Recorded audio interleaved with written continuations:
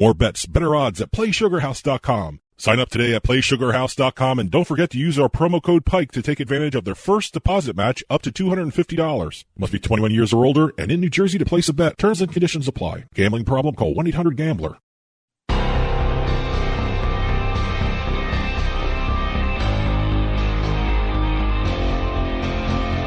The Turnpike Sports Book Report. The Turnpike Sports Book Report is brought to you by BorgataSports.com. Your favorite casino is now your favorite sportsbook. Available anywhere in New Jersey, BorgataSports.com. Sign up at BorgataSports.com using our promo code PIKE, that's P-I-K-E. Make your first wager of $20 or more and you'll get $100 in free bets. That's $100 in free bets when your first wager on Borgata Sports is $20 or more. Get into the action with BorgataSports.com. Must be 21 years or older and in New Jersey to place a bet. Terms and conditions apply. Gambling problem? Call 1-800-GAMBLER. And welcome to this week's edition of the Book Report, where we're going to be talking some state and national reports for sports betting numbers, launches. As usual, we have one or two to talk about, maybe a couple more. Legislation. We always have legislation to talk about with the ever-expanding industry of sports betting in this country, and a lot of deals to talk about. We may not get to all of them, but if we don't, they will be in print form on the Turnpike Sports blog, turnpikesportsradio.com. Click on the blog button, and you will see the print version of all the stories that we will talk about and some of the ones we do not get to talk about. Let's start off with closing the book on April of 2021. So you're talking about a month behind, so you must be talking about Illinois. Illinois has reported their April numbers. Oh, wow. Great. They had a sports betting handle of $537.2 million, and mobile accounted for about 95% of that. I'm not going into too much detail here because the important thing was Illinois reported the second highest sports betting total in the country for April. Only New Jersey did better. Okay. New Jersey had $748 million, give or take, a couple bucks here for their handle in April. Illinois came in second. Pennsylvania came in third. Nevada finished fourth. Yeah, Nevada is slowly going down the monthly handle thing. It'll pick up again. It's a matter of population. Look, let's be honest. Nevada is sparsely populated in comparison to New Jersey or Illinois or Pennsylvania. So that's the situation. Well, I'm curious to see what Nevada's still main a fun numbers. Place to bet, still a fun place to go, but I'm very curious to see Nevada's main numbers because now that it's 100% open, they didn't have too many people there until the very end of the month, but there was a lot of people that went to Nevada and also Vegas in particular at the end of the month. People went to Vegas; they didn't go to Nevada. Well, some people, some people like the other ones. Let's go look at the desert. No, they went to Vegas. You still have Henderson, you still have Reno, you still have all those. I know, but they went to Vegas. Yeah. Okay. Yeah. Vegas reopened. That was the key. Other couple of numbers with Illinois reporting their numbers in April, the total sports handle for the national level of sports betting handle was $3.7 billion. This is the first month since December of 2020 that the United States did not eclipse the $4 billion mark in handle. Okay. It was down 20% from March. The April handle was $3.7 billion, like I just said. The March handle was $4.6 billion. Wow. Okay. And again, like I said, the top four shifted in terms of who was what in terms of ranking: New Jersey, Illinois, Pennsylvania, and then Nevada. Let's see. Also, revenue was down for April, 17.6 on a national level. I'm talking about 17.6% down from March. March had $256.1 million in April. March reported $310 million in revenue for the nation. April had $256 million. So again, down. Yeah, well, it's expected. I mean, March Madness. March is a huge month for betting because of March Madness. So, Well, now it's expected. Now we have our main numbers. Oh, one last little note: Deutsche Bank, actually, for Illinois, in terms of their April numbers, Deutsche Bank noted that FanDuel, DraftKings, and BetRivers generated 81% of the total mobile handle for the state. Yeah, and in Barstool, that got to about 90%. So that was the entire mobile market, basically, those three books. So FanDuel was number one, right? FanDuel was number one. Okay. Let's see. We're going over into May now. Now we're in May. Yeah. All right. We always have to start a month behind with Illinois there. So going into May's numbers, now we got a couple states, Indiana, Iowa, West Virginia, Michigan reported their retail numbers as well.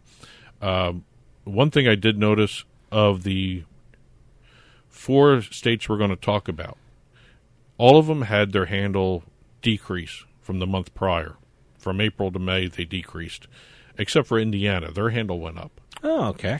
I wonder what was going on in Indiana. I don't know, but Indiana had a handle of $254 million. That was a 7% increase from April, which was $236. It's not a huge increase, but it is the only one so far that's shown an increase between April and May. Mobile betting was about $234 million, 92% of the month's total handle. So Indiana's mobile market is healthy. Let's see, top sports by handle. Basketball had $82.3 million. Parlays did $62 million. People love parlays in this country. Well, yeah, no, but football. You got to be smart about them. Just don't, know they're extreme long shots. So yeah. It depends on I the do parlays too, but I don't do crazy amounts that I bet on them. Well, it really depends on the parlays you're doing too. I mean, I've been doing single game NBA parlays, and I actually had six parlays in a row that I won, and I've just been picking and choosing what I'm putting in the parlays. I did a very small parlay last weekend. I took the Sixers -2, and I took the Suns +2, and that won for me. So, parlays can work out, but long shots though. The top sport, like I said, was basketball. Parlays came in second. Football is still paying out in Indiana. They had handles of 1.4 million, and that also. Well, I guess they're futures, right? And also spring football too. There's a lot of college spring football that's being played too. They're not betting on really. Yeah, oh my God, you can do that. Oh. I don't know about a couple things to note here.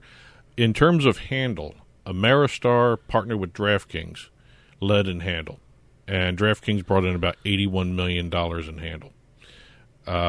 Second place was Blue Chip, partnered with FanDuel, and then Belterra partnered with BetMGM. Okay, so basically you're seeing almost a similar top 3 that we just talked about in Illinois. In terms of revenue, Blue Chip and FanDuel led the way, with Hollywood and Barstool breaking into the top 3. So we're seeing there's little different things here. Barstool is coming up in certain categories. FanDuel and DraftKings are always going to be there. BetMGM is leading in other categories as well. It's just kind of interesting to see how these markets are shaping up here. Iowa and West Virginia both reported their May numbers. Both were down from the previous month. Again, Iowa had a handle of about $114 million. Online amounted to about 99.9 million, 87% of the total handle. Okay. West Virginia sports betting handle was $25.5 million. That's down from April, not by much. April had about a $26.5 million handle. May was 25.5. Mobile betting was 18.4 million of that. So again, maybe 75-80% of the total handle. Not a huge number in terms of like other states like Illinois, Indiana, New Jersey, Pennsylvania, which have really always high mobile handle numbers. Michigan, their retail books reported a total handle of about 20.2 million, just under that. That's down from April's 24 million. Year to date, the casinos have reported a retail handle. Motor City, 3.79 million in revenue. Greektown, 3.73, and MGM, 2.73 million in terms of retail handle. Yeah. Okay. I thought MGM would be higher. I thought so too, but when I think of Michigan, this is only retail, so online is going to be totally different. When I think a guy sitting in New Jersey thinks of Michigan and gambling, I think MGM. So I guess they just got better publicity in New Jersey. Well, again, it's Pennsylvania and New Jersey are more mature markets than Michigan. When you say mature, you mean older? Longer in business. Okay. Longer in business. So, no, but like I said, when I think of Michigan, I think MGM. I think, that's what I think of. Well, going over, you just mentioned New Jersey. Okay.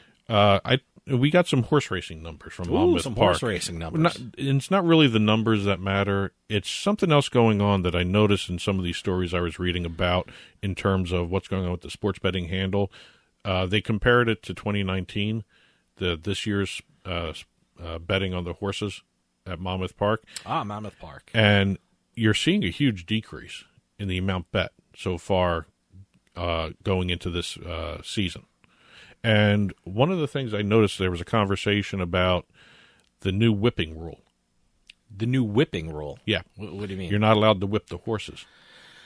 Yeah, it's... and they're wondering whether or not if you're betting on a horse that the rider can whip and actually get to the front of the line, people are betting on that, and they're not anticipating the whipping rule, which decreases the chance of that horse's urgence to get to the finish line. They're saying that's why people aren't winning as much or betting as much. I'm curious to see if there is a less impactful way of spurring a horse on, and I hate to use the word spur. But, is there a way that you can increase it without really injuring the horse or inflicting any kind of discomfort to the horse? Well, I think if you look at what's going on, it might just be too early to figure out. They may have to figure out certain things moving ahead in terms of how to urge the horse, because on Memorial Day, the race, all the total handle for Memorial Day's racing was down almost 23%. Wow. From 2019. It's affecting, I guess, the betting in terms of hesitations, maybe, or something. They ought to publicize the horse racing a little more. I mentioned Michigan. I think of MGM. When I hear Monmouth Park, I think of the sports book there. I'm not thinking horse racing there. Maybe they should, promote that a little more. Well, again, it's part and parcel of some of these numbers. But again, horse racing and sports betting, they still don't mix the handles. Let's go over to a couple launches here. One of the big ones was BetMGM launching in DC. Speaking of BetMGM. Yep. There's a BetMGM kind of... now when I think of Washington, D.C., I'm going to think of BetMGM just like I think of BetMGM when I hear Michigan. Well, you can only think of BetMGM when you're within 2 blocks of Nationals Park, because that's the only time you can use it. Geolocation has come so far in the last decade, or more than a decade, actually. I don't even remember. I'll tell you, I always tell the story when online gambling came to New Jersey, geolocation was terrible. Because, in my living room, I could play online poker. In my bedroom, I couldn't because they said one was too close to Pennsylvania than the other one. And I don't have a big house, but that's how bad geolocation was back then. Well, just before we get a little further into the story here, just to refresh everybody's memory, this is a deal BetMGM made with the Washington Nationals. Yep. For sports betting. It's a multi-year partnership. They are the official sports betting partner of the Washington Nationals. And what this deal entails, they got market access for the DC market. You can download the app, the BetMGM sports betting app, actually the BetMGM app right now. I don't know if you can say it any other way, but it's only sports betting. BetMGM sports betting app, you can download it anywhere in the district. Okay. But you can only use it when you're in Nationals Park or within 2 blocks of the park. Okay. Now, the other part of this deal is going to be the more interesting one, I think. It's going to be the more fun one. I actually may have to take a trip to National Park at some point to see this. The 2 parties are going to build an actual retail sports book in the park. See, that's great. Hopefully, it'll be 365 days open. Didn't we have this conversation about the other arena in Washington, D.C.? They were planning on just having the retail sportsbook open during That was the initial thing. Yeah, but which arena was that? Capital One. Capital One. Okay, they have one in the arena now. They have a retail sportsbook in the arena, but early going on, they were talking about just having the retail sportsbook only open during game days. But, now it's open 365 days a year. I'm assuming that the one that's going to be built at Nationals Park will be open year-round. That'll be open year-round. Good. And also, every time a state has this set up in their sports betting law, like Arizona. Initially, when Arizona introduced their sports betting bills, they had discussions about whether or not to have the retail books open in the arenas only on game days. And then the same thing with Maryland, too. Maryland did the same thing. It's a matter of it makes more sense to have them open year-round. I mean, if you want to make real money, open them up all year round. Also, if you think about it, it helps the venues, too, because people are going to be using the concessions if they're not. I don't know how that's going to work. I don't know. See, they got to be open year-round because it's the only way to justify having the sports book open. I mean, if you're the stadium owner, you got to have at least some other food options there. Sure. And people actually can sit and enjoy the games from elsewhere because you're going to be watching them on the screens. Yeah. So there's like a trickle down effect of all these in-arena sports books that a lot of people are going to start noticing. They're going to increase revenues for the actual venues themselves. You actually may see other companies get into building venues just to get a sports book in there. Good. Let's see. We had PointsBet also announce a market access deal in Maryland. We just talked about Maryland just 2 seconds there. PointsBet and the Riverboat Group, which runs the Riverboat on the Potomac. Potomac. Why am I having trouble saying that word? Potomac. But in the Riverboat on the Potomac, once regulations, everything is approved in terms of the access. Yeah, I've been down there several times. I've never seen a riverboat on the Potomac. Well, do you have? When I think of riverboats, I'm thinking down south. Well, again, if you think about it, deep south. There's areas of the river you don't see. If you're just in DC, you don't really see the Potomac in Maryland. I've never actually paid attention outside of D.C. to the Potomac. Okay. Right. So, but PointsBet got a market access deal for the state of Maryland. And one other thing I noticed in an article, I believe it was Sportico or Front Office Sports. I think it was Front Office Sports. They reported that ESPN is exploring the idea of doing their own branded sports book. And this is all because Connecticut is going to be passing sports betting. See, that was great. I remember going to the ESPN Sportsbook in Times Square, which was such a great place to watch a game. And if they handle it like that, ESPN Sportsbook would be an amazing event. If it's like their sports bar that was in Times Square that eventually closed up. But, that they seem to handle it really well. Well, remember, they had multiple ESPN zones. Yeah, that's what they were called. I have zones. several T-shirts from several different areas. I think they did they have one in Vegas? They had one in Vegas, Chicago, or something like that. Or they had one in Chicago. They had one in Vegas. They had one in. I gotta go reference my T-shirts. I actually don't know if they had one in Philly. No, I don't think they had one in Philly. But they had a couple of them. Their best one was Times Square, though. Yes. Yeah.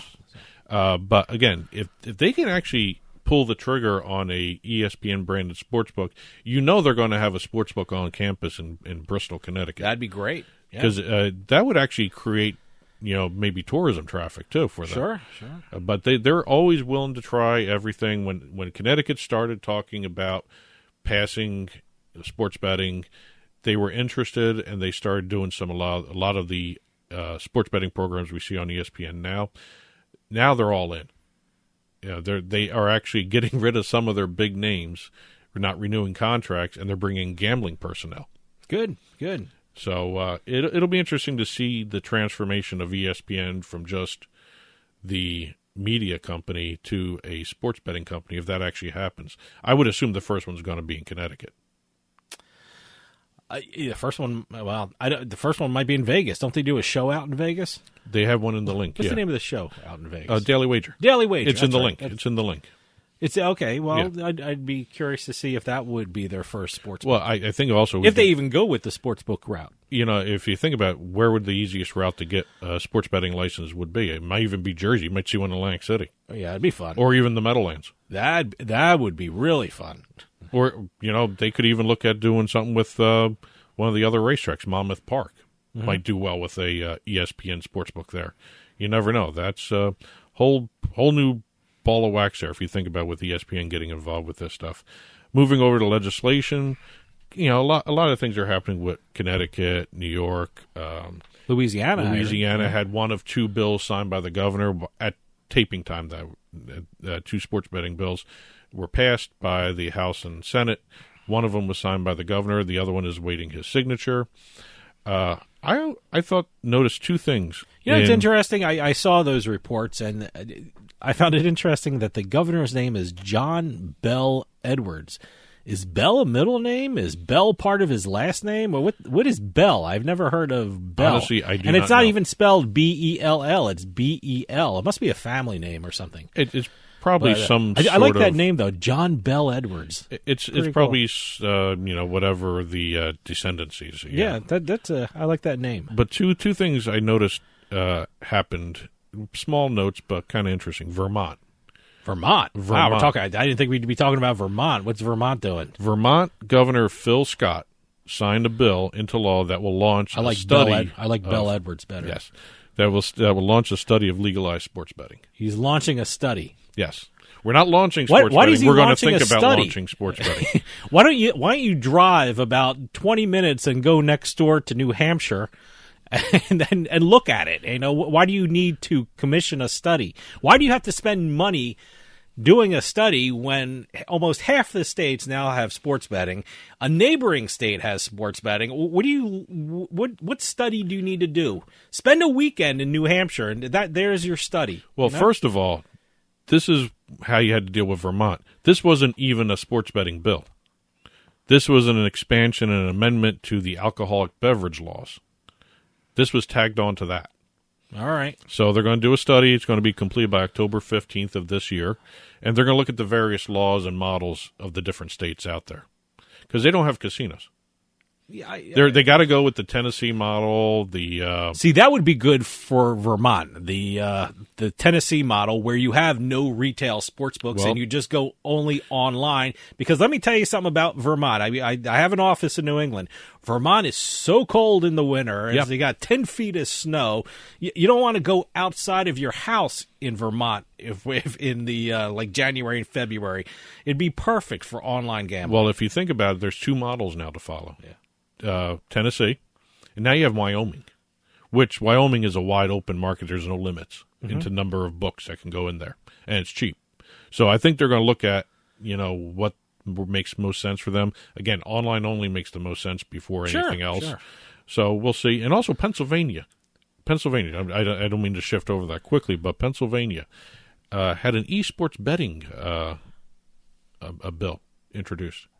Yeah, they should, because Philadelphia is becoming a real hub of esports. Well, HB 1580 was sent over to the House Gaming Oversight Committee. Now, this doesn't mean it's going to move forward or anything. This is just introduced.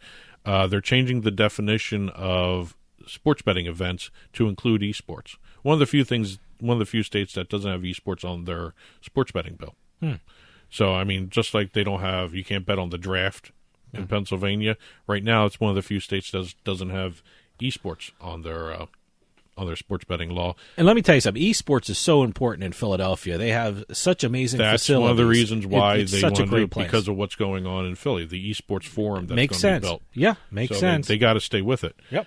A couple of deals to hit. Draftkings and the American Gaming Association. They announced that they are going to collaborate with that Have a Game Plan, Bet Responsibly, Responsible Gaming Program. Great. First national rollout, technically, for this the campaign. It's going to be there's going to be some reference to it in all the 10 retail books of DraftKings across the country. And they have the slogan, it's more fun when it's for fun. It's more fun when it's for fun. Yes. Right? Okay. So, first national rollout for that. Major League Baseball did a deal with the Action Network. Boy, Action Network has been doing some really good stuff lately. I reference the Action Network almost every day because they have a section there where you can you put the bets in that you did on sports books. You put your bets into the Action Network, and it tracks them for you. So it's I place bets during the day. I put them in the Action Network app, and I follow along my bets all day. I love the Action Network. Well, they're going to start integrating Action Network content, personnel, talent, and also programming onto all the MLB sites. Digital, in terms of programming, articles. Let's see, they're also going to incorporate the talent into that Bettor's Eye MLB TV digital stream show that they have for betting. I haven't yet to see that. I watched it on Twitter a couple of times. How often is it on? It's once a week. Oh, okay. All right. Because baseball is like every day. I was wondering if they do that show every day. Well, also, Action Network will be having sort of, I guess it's a companion show, Payoff Pitch, which is going to look ahead at the games coming up during the week. It's a pretty cool title. Yeah. So they're going to be working on all that content together. BetMGM announced a deal with the Professional Fighters League. Now, the Professional Fighters League, did I read that they're doing things in Atlantic City? Yes, they are. Most of the stuff happens in Atlantic City. Okay. Especially Ocean Casino Resort, Ocean Resort Casino, whatever it's called. That's where the ocean. All right. I've never been to an event there. I've been there several times, but I just never. I'm very curious to see. I don't know what the rooms look like. They're event rooms or whatever they call them. They are now a U.S. authorized gaming operator of the PFL. It's not technically sports betting. Who is Ocean? BetMGM. BetMGM. Yes. Okay. And because PFL has a multi-year partnership with Draftkings as the official sportsbook and daily fantasy partner of the PFL. But BetMGM will be having PFL-related promos. They're going to be doing VIP events for them, and they're going to be able to use the logos and marks on their website. I'd like to check it out. Yeah, I'm very curious to see it. I mean, they've been around for a couple of years now, PFL, and they seem to have a really good following. So you're saying in Atlantic City they're at Ocean Resorts Casino? That's where they are. All right. They keep changing that name on me. For the last couple of years, it's been Ocean. Did Resorts. I say it right? Ocean Resorts Casino. Ocean Casino and Resort. Let me tell you something. I always go by their Twitter handle, the Ocean AC. The Ocean AC. Okay. So, but that's it for this week's book report. Again, whatever we didn't hit in the time we're on the air, it's in print form at the blog, turnpikesportsradio.com. Click on the blog button. That'll be up about maybe a half hour or so after this episode of the book report airs. That'll do it for us this week. We'll see you next time on the Turnpike.